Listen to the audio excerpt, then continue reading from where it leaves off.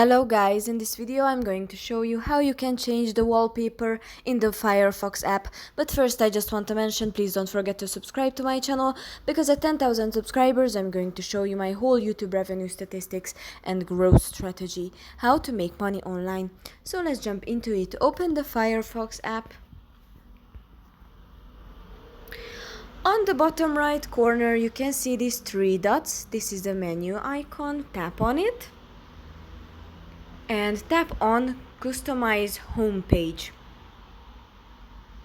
After you tapped on it, it shows you what you can change on the homepage, and if you tap on the last option, the wallpapers, here you can select one from the classic Firefox.